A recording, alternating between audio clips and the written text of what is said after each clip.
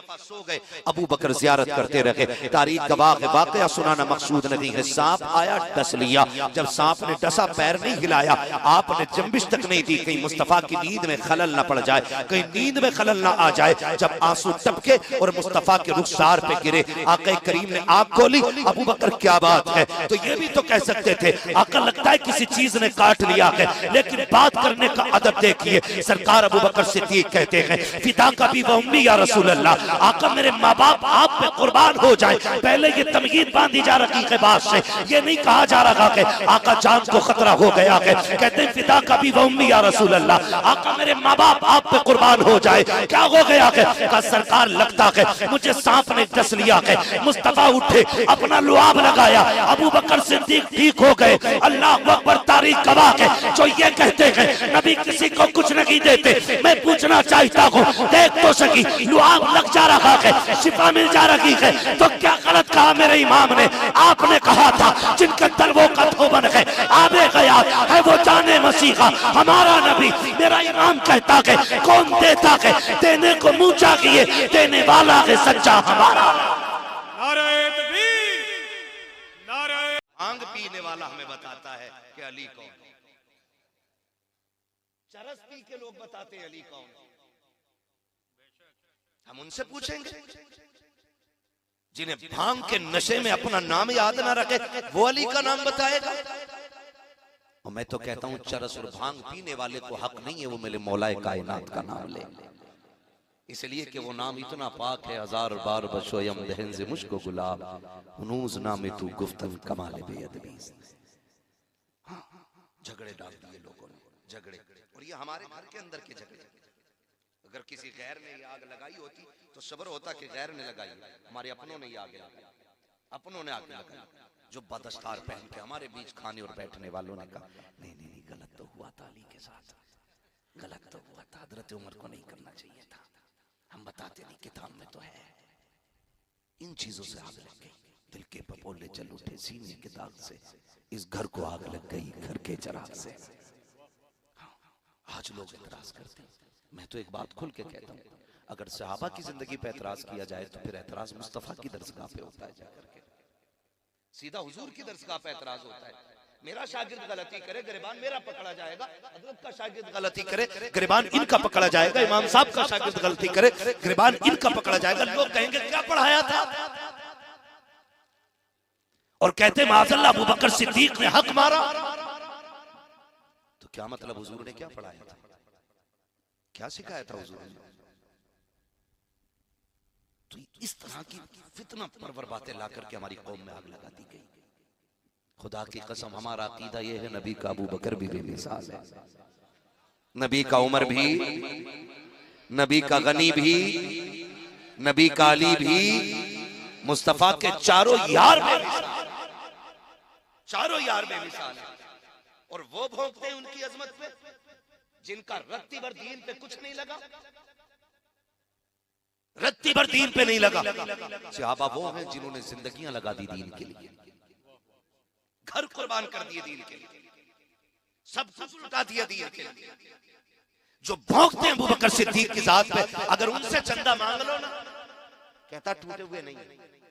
और अबू बकर वो है, मेरे नबी ने कहा था दीन को जरूरत है माल की, एक सुई भी ढूंढ के अबू बकर सिद्दीक ले आए थे और सारा इलाका हुजूर की खिदमत में पेश कर दिया था। हुजूर ने कहा था घर क्या छोड़ा, तो अबू बकर सिद्दीक ने क्या कहा, मैं घर अल्लाह और उसका रसूल छोड़ आया हूं। ये जुमले थे और ये कुर्बानियां थी। आज हम अपनी कुर्बानियों को देखें और फिर अपनी जबानों का अंदाजा लगाएं, हम बोलते कितना और करते कितना। हजरत उमर आधा लेकर के चले आए, आधा लेकर के चले आए, हुजूर की बारगाह में पेश कर दिया। सोचा ये था आज अबू बकर से जीत जाऊंगा, लेकिन ला के जब देखा ना तो उमर आधा लाए थे, अबू बकर सारा ही लाए थे। हाँ, तो ये सहाबा की जिंदगी रही और ये उनकी कुर्बानियां रही।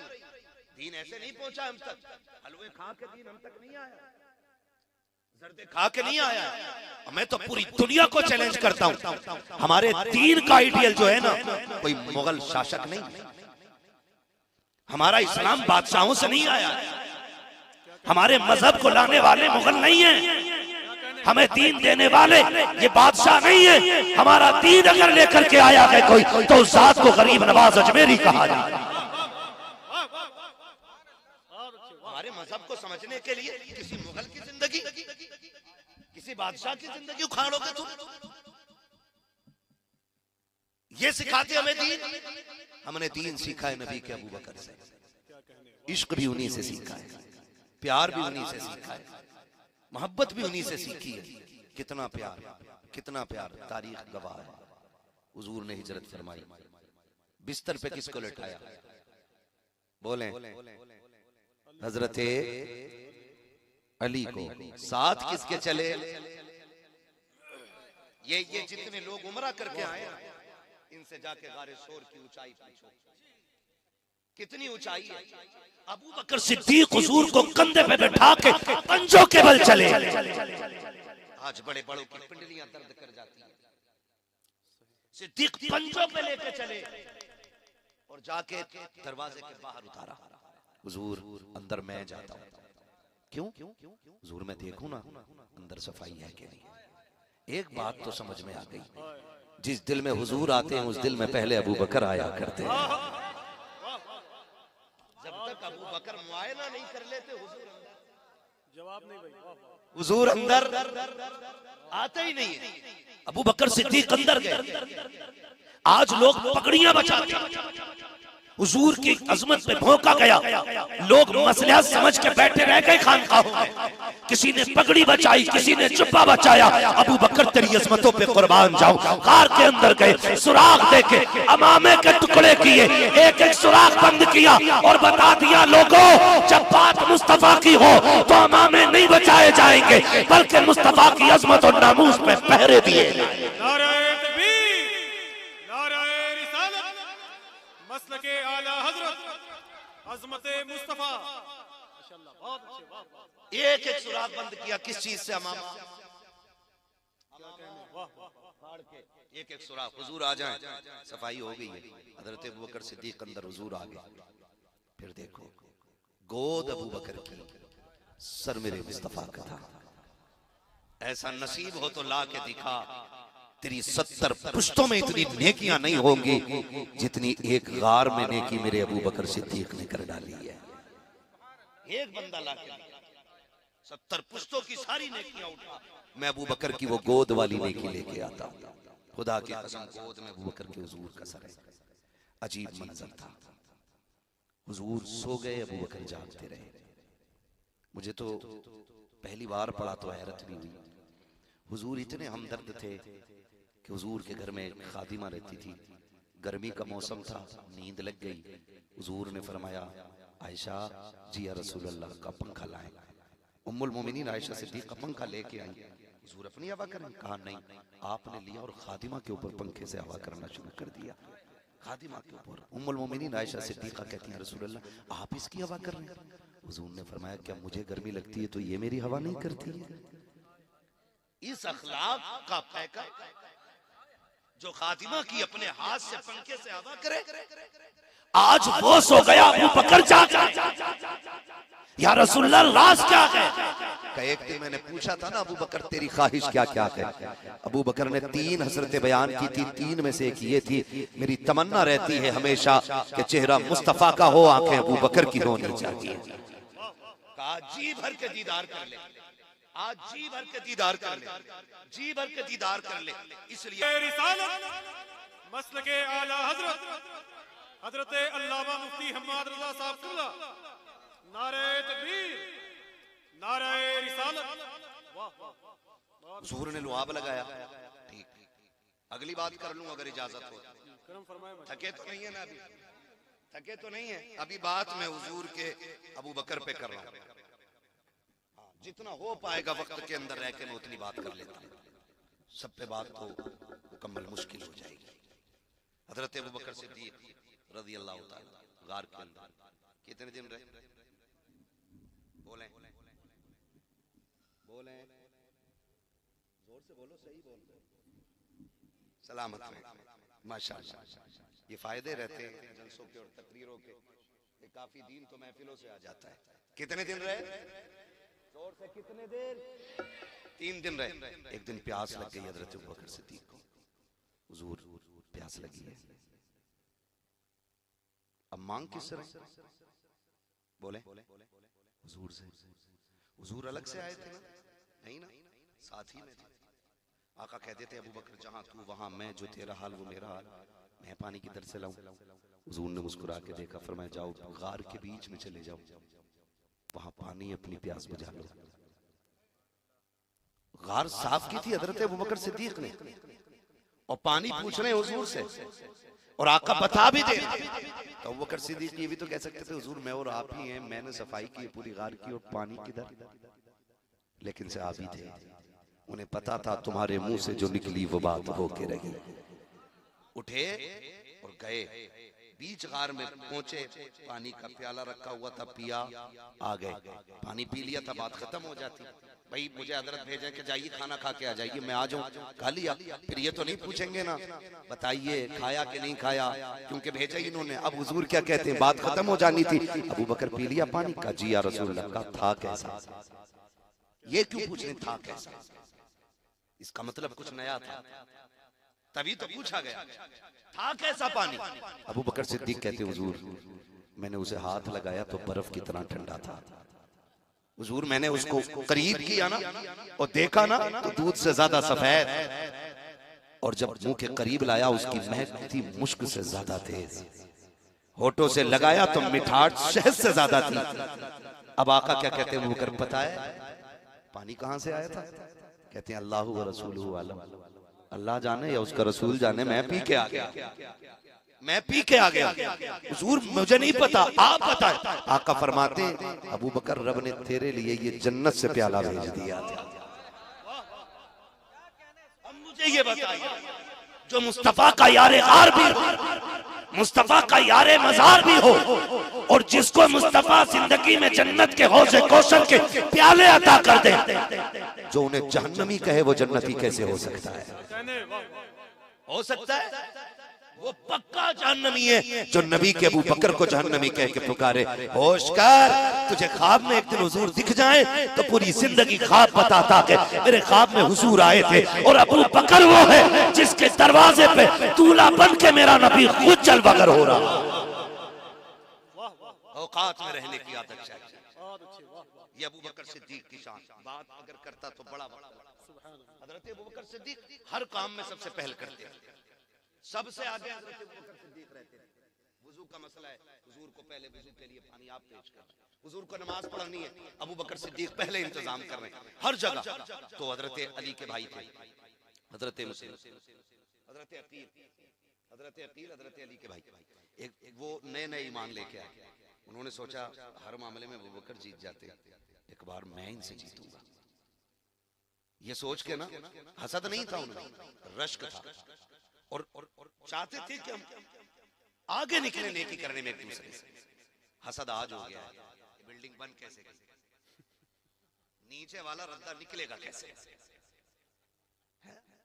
मौलाना ने मोटरसाइकिल ले ली, तनख्वाह घटा दो, लग रहा ज्यादा बचने लगा। ये आज के दौर में, लेकिन वहां ऐसा नहीं, वहां ये था कि नहीं मैं पहल करूंगा, ये नेकी मुझे पहले करनी है। ये सोच करके ना हजरत अकील मस्जिद में आके देखा, सोच रहे थे हुजूर के पीछे, जस्ट पीछे हजरत अबू बकर खड़े होते थे। सोचा आज इनसे पहले मैं जाके बैठ जाऊं। देखा अबू बकर सिद्दीक पहले से बैठे हुए थे, आगे उठा दिया, उठे अबू बकर, हजरत अली भी मस्जिद में उठाया, कहने लगे पीछे हट जाइए। हजरत अबू बकर पीछे, फिर उनका अदब और उनका प्यार देखे, खानदान है ना हुजूर का, कहते शहजादे इजाजत हो तो यहां बैठ जाओ, पूछ रहे हैं। लेकिन हजरत अकील ने कहा और पीछे जाइए, आप फिर एक सब पीछे हो, यहां कहा और पीछे जाइए, कहा यहां बैठ जाऊं, कहा नहीं और पीछे जाइए, आखिरी सफा अबू बकर उनकी मर्जी के बगैर बैठे नहीं। कहां गए ये लड़ाने वाले, आग लगाने वाले, इनकी नस्लें तबाह हो जाएंगी जो इल्जाम तराशी करते हैं। हजरत अबू बकर सिद्दीक सबसे पीछे आ गए, बैठ गए। नमाज पूरी हुई, हजरत अली उठे और हुजूर की बारगाह, हुजूर जी अकील को बुलाएं, जरा डांट दे थोड़ा सा। क्या हुआ? कहा आज मस्जिद में बड़ा अजीब मसला हो गया। कहा क्या? कहा आज उसने ना अबू बकर को अगली सबसे पिछली सफ में भेज दिया। अब हुजूर तो कुछ नहीं बोले ना, कुछ नहीं बोले। हुजूर फरमाते हैं अकील को छोड़ो, ये बताओ मेरा अबू बकर क्या कह रहा था। ये रिश्ते कहते ये बताओ मेरे अबू बकर ने क्या कहा। हजरत अली कहते या रसूल अल्लाह, अकील ने कहा पिछली सब कहा, फिर पीछे पहुंचे, कहा और पीछे, और पीछे हो गए, आखिरी सफा गई। सरकार अबू बकर ने कुछ नहीं कहा था, लफ्ज शहजादे कह करके उनकी अपनी जबान में कहा, इजाजत लेते रहे, जहां मिली वहां बैठ गए। सरकार फरमाते कोई मेरे अबू बकर को बुला लाए। हजरत अबू बकर सिद्दीक आए हैं। हजरत अबू बकर सिद्दीक के आते ही मुस्तफा अबू बकर सिद्दीक का चेहरा देख रहे हैं। हजरत अकील बगल में बैठे हुए हैं और बगल में बैठे हुए हजरत अकील, सरकार दो आलम सल्लल्लाहु तआला अलैहि वसल्लम ने हजरत अकील के कंधे पे हाथ रखा हुआ है और बात अबू बकर सिद्दीक से कर रहे हैं और कहते अबू बकर यार बताना क्या हो गया था मस्जिद में, क्या हो गया था मस्जिद में। मुस्कुरा के कहते आका कुछ भी तो नहीं, एक शहजादे की जिद पूरी कर रहा था जिसमें शहजादे की रजा थी, अबू बकर भी उसमें राजी हो गया था। आका बात कुछ भी तो नहीं थी। हजरत अली कह रहे हैं आका पूछो ना अकील से, ये बताएगा इसने क्या किया।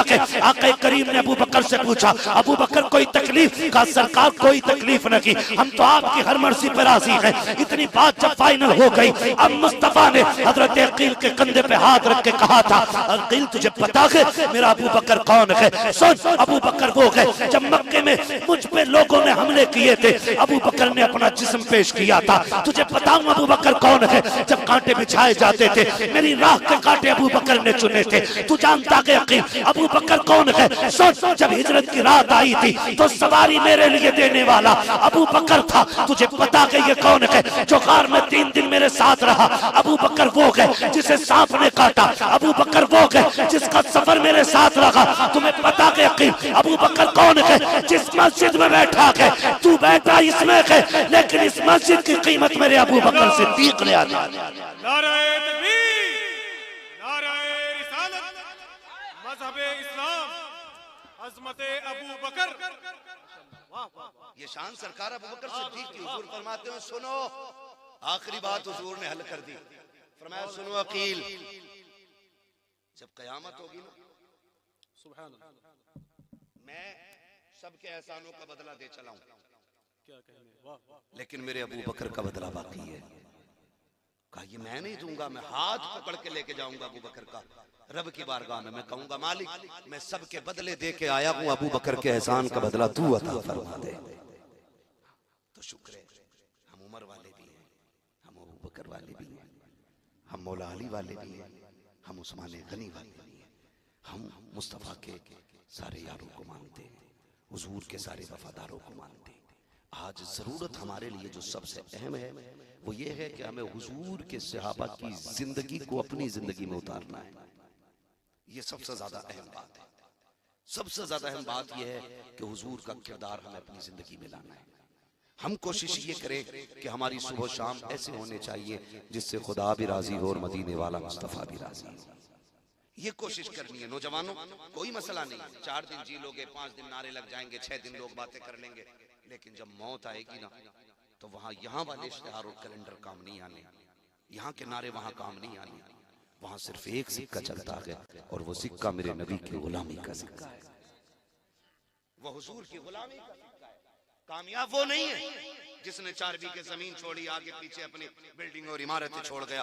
कामयाब वो है जो अपने पीछे छोड़ी जाने वाली औलाद को मुस्तफा का वफादार बना के छोड़ गया है। वो सबसे ज्यादा कामयाब, सबसे ज्यादा कामयाब जिसकी जिंदगी ऐसी। आज ना हमें तो मालूम ही नहीं, दीन हमने जो है ना अपनी मर्जी के मुताबिक बना रखा है, मर्जी के मुताबिक। कुरान कहता या अय्युहल्लज़ीना आमनू उदखुलू फिस्सिल्मि काफ़ा, ऐ ईमान वालों पूरी तरह से इस्लाम में दाखिल हो जाओ।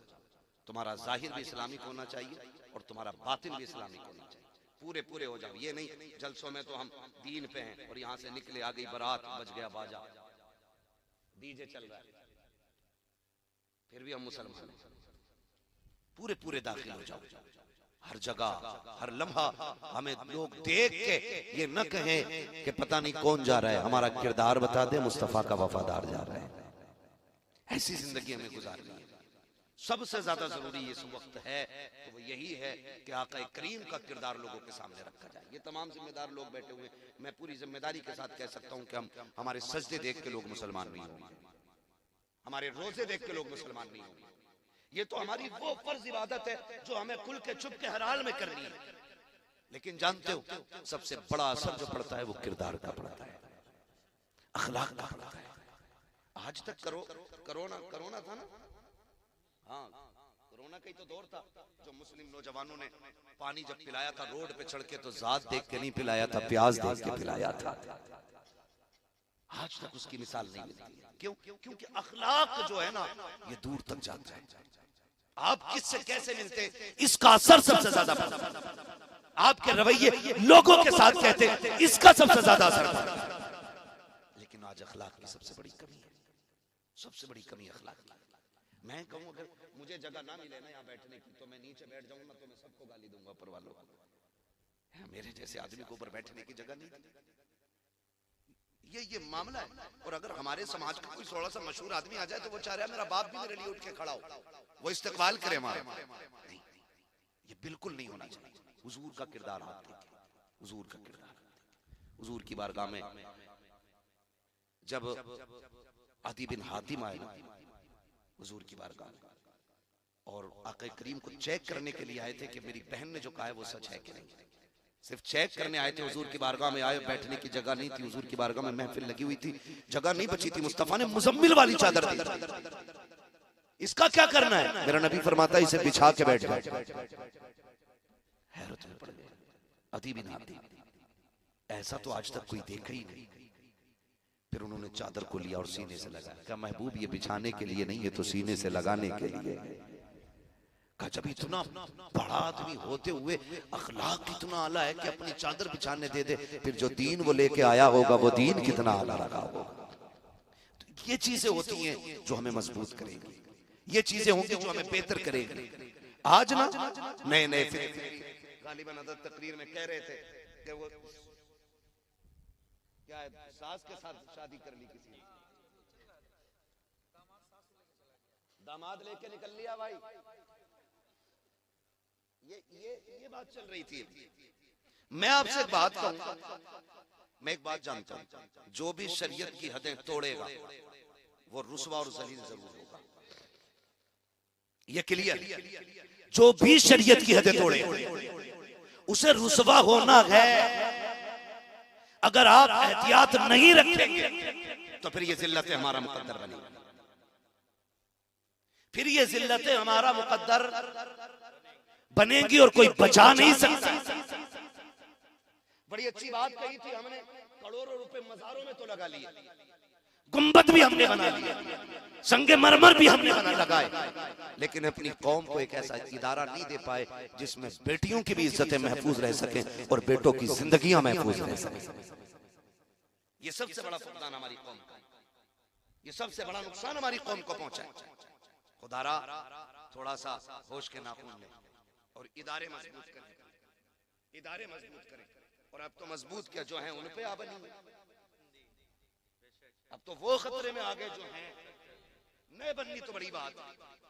जबकि हमारे इदारे लोगों में शराफत तकसीम करते हैं, प्यार बांटते हैं, मोहब्बत बांटते हैं, हुजूर का किरदार लोगों तक पहुंचाते हैं।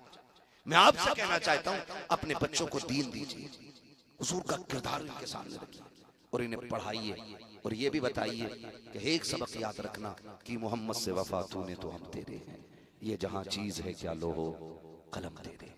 हमें अपनी नस्लों को महफूज करना पड़ेगा, अपनी नस्लों को। आज नस्लें महफूज नहीं है, नस्लें महफूज नहीं है। शादी का सालक चल रहा, एक तो फोन करके कह रहा तारीख दे दो वरना देवबंदी हो जाऊंगा। सारे जोर हम पे ही कह रहा तारीख दे दो वरना डांस कराऊंगा। ऐसा लगता है कि उम्मत हम ही है, ये नहीं। अजीब मसला लोगों का है।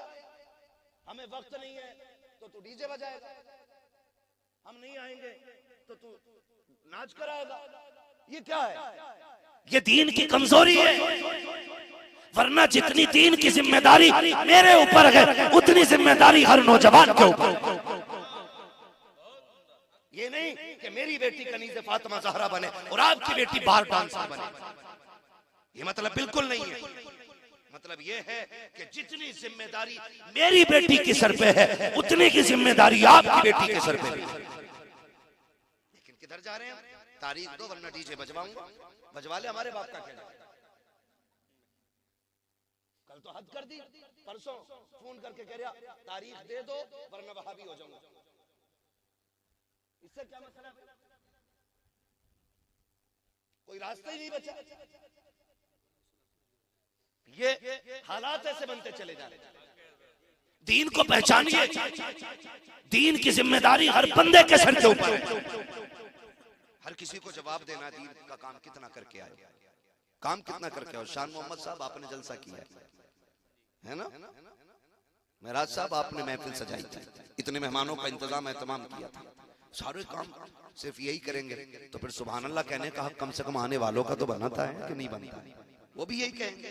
लोग कहेंगे नहीं नहीं ये तो सबका बनता है, ठीक है ना। तो आपसे मैं इतनी गुजारिश करना चाहता हूँ, खुदारा घरों के हालात बेहतर करें और बेटियों से जाके बता दें मर्दों से ज्यादा बेटियों का दुरुस्त होना जरूरी है। समझ रहे हैं? मर्द 98% नेक हो तो बीवी का 99 नहीं बल्कि 100% नेक होना जरूरी है। इसलिए कि बच्चों के साथ बाप कम रहता है, माँ ज्यादा रहता है। बाप का असर बच्चे पे कम और माँ का असर कैसा होता है ये तो आप भी जानते होंगे ना। ये कोई मैं आसमान के ऊपर की बात थोड़ी बता रहा हूं। और बच्चों की तबीयत जो माइल होती है वो माँ की तरफ ज्यादा होती है। आप देखो तलाक बीवी लेती है ना तो बच्चे माँ की तरफ भागते हैं कि रहना माँ के साथ। क्यों? क्योंकि उनकी तबीयत का मैलान होता कि माँ की तरफ ज्यादा है।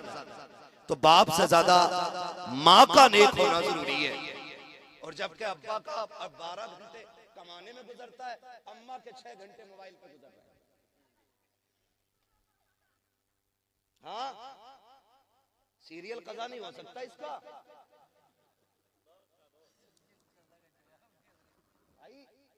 सही कह रहा हूं, ये कंडीशन है इनकी। 5 मिनट पहले आटा गूंद के रख देते, हाथ धो के फ्रेश होके क्या अब सीरियल नाटक आने वाला वो जरूर देखना है। और बूढ़ी बूढ़ी सबसे आगे बैठती है, वहां सदारत होती है, आंखों में देखो अब दिखता नहीं है साफ, लेकिन सबसे आगे बैठ के करी लल्ली अब बता अब क्या हो रहा है, अब क्या हो रहा है, अब क्या हो रहा है। इस बूढ़ी से क्या ईशा पड़ी है का घुटने काम नहीं करते, फजर पड़ी है मुसल्ला नहीं दिखता। ओ मेरी माँ हैरत कर, तुझे टीवी दिखती है, रब का कुरान नहीं दिखता, तुझे टीवी दिखती है, मुसल्ला नजर नहीं आता, मौत का वक्त करीब आ गया। अब तो तौबा कर ले वरना सब होंगे तुझे बचाने वाला कोई नजर नहीं आएगा। जाओ जाके बताओ बेटियों से। और जितनी बेटियां अगर मौलवी कोई तकरीर कर देना कि बेटियों को क्या जरूरत है, कहा मौलवियों को तो पेट में आग लगे। ये बात की जाती है। और कुछ कहते ना इनकी सोच गंदी है मौलवियों की, इनका दिमाग वहां चला गया जो हम सोचते नहीं। ये बातें लोग करते हैं। हाथ जोड़ के कहता हूं अगर इस्लाम ने पर्दे का हुक्म दिया है तो शक नहीं किया आप पे, शक नहीं किया कि अगर शक की बुनियाद पे पर्दे का हुक्म होता ना तो मेरा नबी अपनी फातिमा से ज्यादा किस पे यकीन करता था? बताओ कोई। मेरे नबी को अपनी आयशा से ज्यादा किस पे भरोसा? जिसकी तहारत में, जिसकी पाकीज़गी में रब ने कुरान में आयतें नाज़िल की, उससे ज्यादा पारसा को। लेकिन जानते हो आज कह दो ना कि भाई बेटियों को पर्दे में रखना, मौलवी की सोच ही गलत, ये तो सोचते ही गलत नहीं सोचते। मेरे लाल मेरे साथ रह के देख 8 दिन कितने आके 3 बजे कहते हैं रात से बेटी 2:30 बजे से गायब है, तावीज दे दो लौट के आ जाए। कोई कहता फजर में चली गई है, कोई कहता 3 बजे चली गई है। हाथ जोड़ के कहता हूँ ये जो भाग रही है ना 3 बजे 2 बजे 8 बजे रात में उठ के कहता किसी को पता न चल जाए, ये वो जूता तेरे मुंह पे लग गया है कि इसे छुपाए नहीं छुपाया जा सकता है। और तुम क्या समझते हो एक रात का तावीज भागी हुई बेटी को ले आएगा? जिसकी जिंदगी में आग लगाई तुमने 18 साल तक हो, उसे 3 मिनट का तावीज सवार सवार नहीं सकता कि जिसको 25 साल तुमने ढंग से बिगाड़ा हो उसे मौलवी की 2 मिनट की दुआ नहीं सवार सकती है। जिसकी जिंदगी को तुमने 25 साल तक तहस-नहस करके रखा हो उसे मौलवी का तावीज नहीं बचाएगा। अगर बेटियां बचानी है तो बेटियों को किरदार फातिमा पढ़ा लो। खुदा की कसम तावीज हो न हो, खातून जन्नत का किरदार तेरी भी इज्जत बचा लेगा, तेरी बेटी की भी इज्जत बचा लेगा। नारे तकबीर, नारे रिसालत, सुभान अल्लाह, वाह वाह कह रहे आप बड़ा भरोसा बेटी पे, बहुत भरोसा हमें भी है वाह वाह, अपनी बेटी पे, भरोसा हमें भी है बीवी पे, लेकिन शरीयत हमें हुक्म देती है ना पर्दा पर्दा पर्दा। तो हमने अगर कलमा पढ़ा है तो इतने आजाद नहीं कि अपनी मर्जी से जिए, फिर पर्दे को अहमियत दो, पर्दे को अहमियत दो। जरा खुद बताओ, दिल पे हाथ रख के जो सवाल करने लगा हूं, बताओ जो बच्ची तुम्हें नकाब में दिखती है दिल से उसकी इज्जत करने को जी चाहता है कि नहीं? हाथ उठा के बताएं कितने लोगों का जी चाहता है कि इसकी इज्जत की जाए। ये तो हर शख्स की कहानी है, मिंबर वाले नहीं, स्कूल वाले भी, खेत वाले भी, सब ये समझते हैं कि पर्दे वाली बेटियां इज्जत वाली बेटियां होती हैं। फिर जरा ये बताओ, जब तुम्हें नकाब वाली कोई भी बच्ची का जी चाहता है ये इज्जतदार है, तो फिर हमारी अपनी बच्चियां पर्दे में क्यों नहीं है? क्या जरूरत पड़ी है उन्हें मोबाइल देने की? क्या जरूरत पड़ गई थी? उनका बिजनेस है क्या है? आग जो लगाई है ना हजरत, ये ऑनलाइन तालीम जब से आई है इसने हमारी बेटियों का बेड़ा गर्क करके रख दिया। मैं अगर कहूँ आपको मसला कि आला हज़रत का नारा लगाओ, कसम से कलेजे फाड़ के हम लोग नारा लगाते हैं। अजमेर वाले का नाम का नारा कलेजे फाड़ के लगाते हैं। हुजूर क़यामत में अगर पूछेंगे, सुन बिल्डिंग तूने बनाई थी बच्ची की तालीम के लिए, कोई इदारे बनाए थे क्या? कोई जवाब होगा इसका? आज बेपर्दगी आम हो गई है। शादी में चले जाओ तो गैरतमंद आदमी किसी शादी में 5 मिनट खड़ा नहीं हो सकता है। ये हया वालों की बात कर रहा हूँ, बेगैरतों की तो कोई बात ही नहीं है। ये तो जहां चाहो वहां खड़े हो जाए बेगैरत को, लेकिन गैरत वालों की बात कर रहा हूँ। एक गैरतदार बंदा ना शादी में 10 मिनट नहीं रुक सकता, क्योंकि वहां हया, शर्म, पर्दा सबका जनाजा निकल गया, कुछ नहीं बचा। ये कंडीशन हमारी। काश मुझे उस बच्ची के जूते मिल जाएं जिसने फिलिस्तीन में इंटरव्यू देते वक्त ये कहा था, उससे जो पूछा गया था कि तुम हर वक्त नकाब में रहती हो, उसने कहा जी जागती नहीं, हम तो सोते भी हैं तो नकाब पहन के जूते हैं। अल्लाह करे काश उस बच्ची के अगर जूते मिल जाए ना। बड़ी प्यारी बात उसने कही थी, हम नकाब पहन के इसलिए सोते कि पता नहीं दुश्मन का कब बम और गोली आए और हमें जिंदगी से आजाद कर जाए। कहीं ऐसा ना हो कि जब मलबे से लोग हमें तलाश कर रहे हों तो हमारा जिस्म बेपर्दा पड़ा हो। कहीं इसलिए नकाब पहन के सोते हैं, अगर मर भी जाएं, हमारी लाशें भी निकाली जाएं तो पर्दे के साथ लाशें निकल के आए। इनकी गोद में पैदा होते हैं अल्लाह के शेर। ऐसी माओ का मुकद्दर है कि अल्लाह इनको सलाहुद्दीन जैसे बेटे दे रहा है। आज का हाल कह के तो दिखाइए, जरा दुपट्टा ही रख ले सर पे, करी ओढ़ के देखो 3 मिनट पता चल जाएगा कितनी गर्मी हो रही है। ये आदमी कोड़ा देगा, बराबरी चल रही है। वो फिलिस्तीन की बच्ची जो कह रही थी कि हम सोते भी हैं तो नकाब पहन के सोते हैं, इससे सबक सीखना चाहिए मेरी बेटियों को। याद रखिएगा, जमीन अच्छी होती है तो फसल अच्छी होती है, माँ अच्छी होती है तो नस्ल अच्छी। खाली नारों से काम चलने वाला नहीं, हमें अखलाकी तौर पे भी बेहतर होना पड़ेगा। अखलाकी तौर पे सबको मौत आनी है ना, जिसे नहीं आनी है वो कतई ना बोले भाई। और हमारे लिए भी कहीं से ले आना अबे हयात ढूंढ के, हमारे साथ हम भी जी लेंगे। मौत आनी है नहीं, सबको आनी है ना, तो काम ऐसे कर जाओ कि कब्र में शान से जाओ।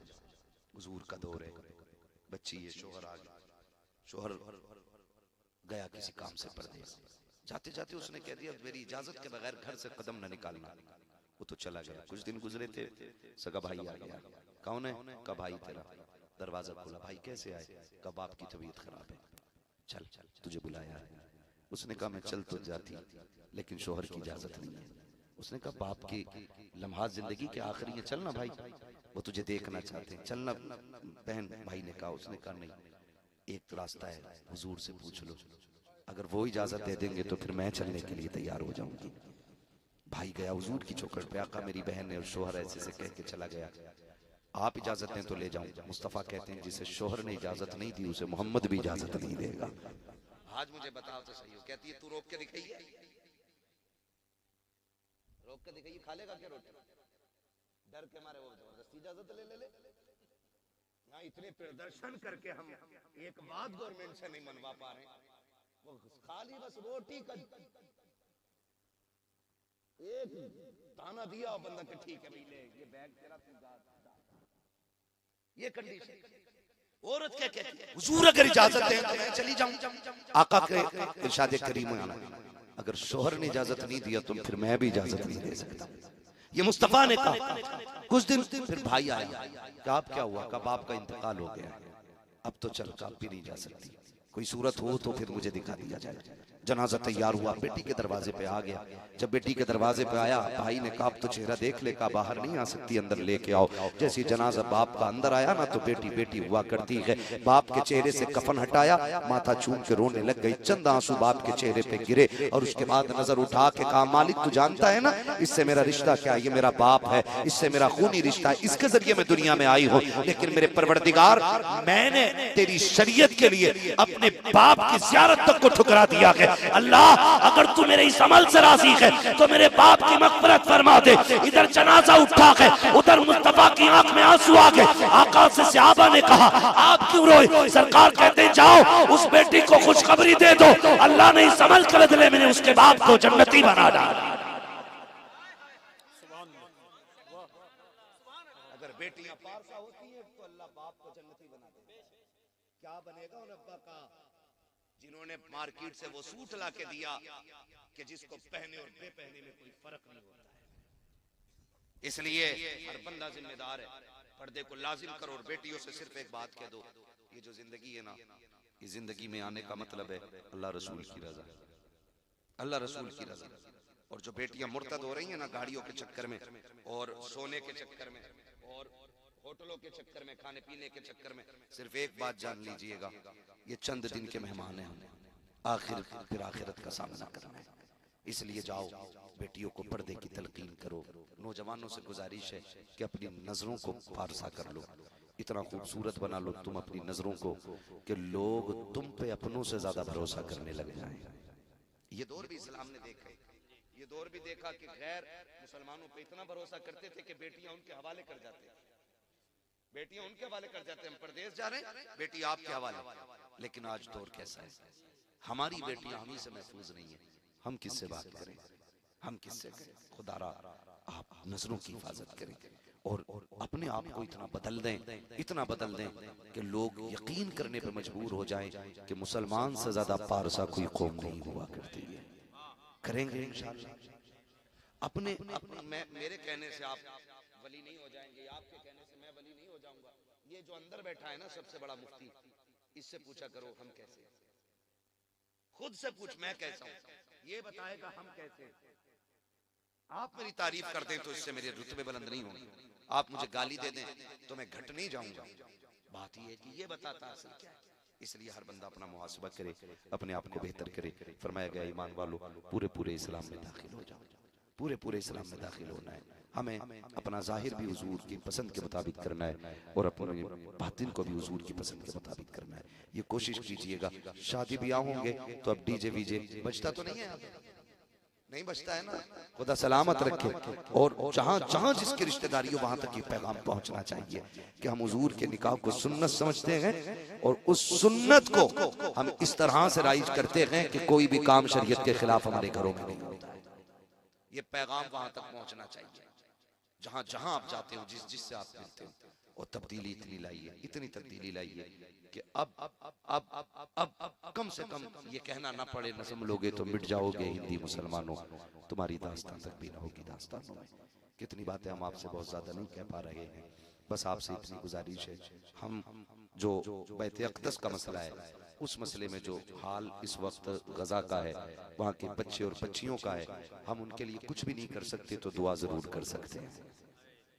उनके लिए खास करके दुआ करें, खास करके दुआ करें, खास करके वो किसी ने ना एक कुत्ते को ना शीशा खिला दिया था कि काटे, पूरी कौम ने बैठ के लिखा था किसी एक नौजवान के ऊपर कि देखिए इंसानियत को शर्मिंदा कर दिया, जानवर के साथ ये किया, जानवर के साथ ये किया, सब लिखने पे आ गए थे। लेकिन आज फिलिस्तीन पे कोई लिखने को तैयार नहीं, लिखने को तैयार नहीं। मैं अगर अपने मन की बात करूं ना, मेरा मन चाहता ही नहीं है उन शायरों को सुनूं जिनकी जबान पे फिलिस्तीन का तराना रहा। ये मैं अपनी बात कर रहा हूं। मैं समझता हूं इससे बेहतर सिर्फ कुरान सुनो, जिनकी जबान पे फिलिस्तीन का तज़किरा ना हो उन्हें सुनने का भी हक नहीं है। वो खतीब जो सिर्फ अपनी तकरीर के जौहर दिखाएं, उनकी भी बात में सुनने को बिल्कुल रवादार नहीं हो। बात उसकी होगी जो खुदा के दीन की बात करेगा। अब अगर डर है तो डरिए, अगर हमारे मुकद्दर में फांसी है तो हम मरने के लिए तैयार हैं। कम से कम फिलिस्तीन के लिए दुआ करें।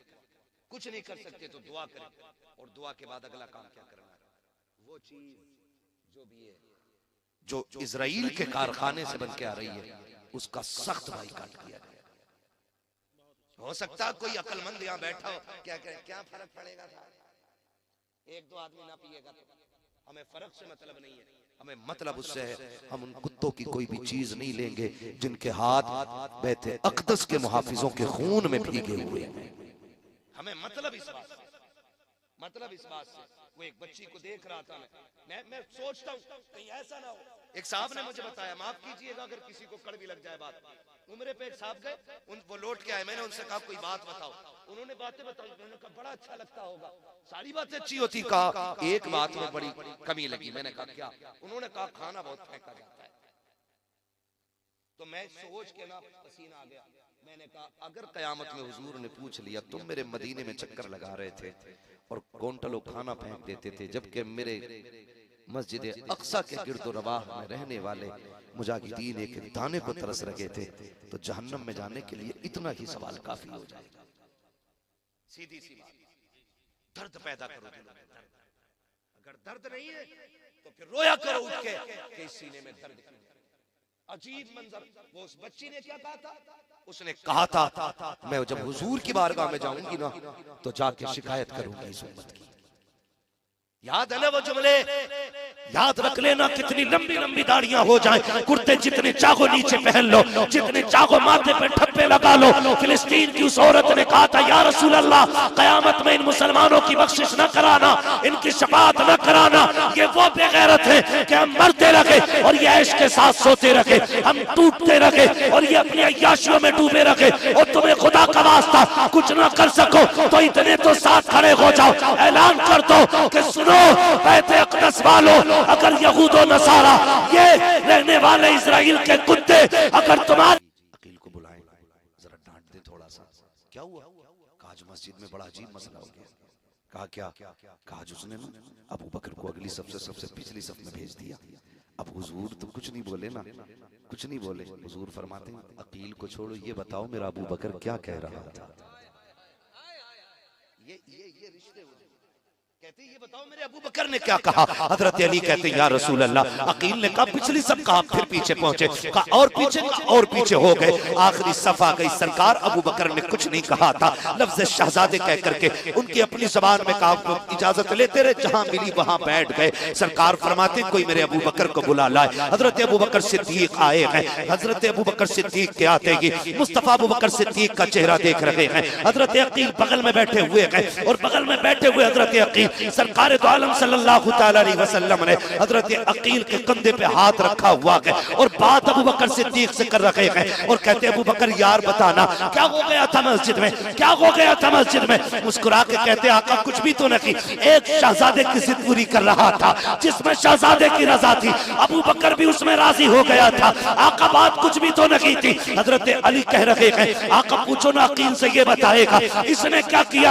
आका करीम ने अबू बकर से पूछा, अबू बकर कोई तकलीफ का? सरकार कोई तकलीफ नहीं, हम तो आपकी हर मर्जी पर राजी हैं। इतनी बात जब फाइनल हो गई, अब मुस्तफा ने हजरत अकील के कंधे पे हाथ रख के कहा था अकील तुझे पता है मेरा अबू बकर कौन है? सुन अबू बकर वो है जब मक्के में मुझ पे लोगों ने हमले किए थे, अबू बकर ने अपना जिस्म पेश किया था। तुझे बताऊं अबू बकर कौन है? जब कांटे बिछाए जाते थे मेरी राह के कांटे अबू बकर ने चुने थे। तू जानता है अकील अबू बकर कौन है? सुन जब हिजरत की रात आई थी थी तो सवारी मेरे लिए देने वाला अबू बकर था। तुझे पता कि ये कौन है जो गार में 3 दिन मेरे साथ रहा?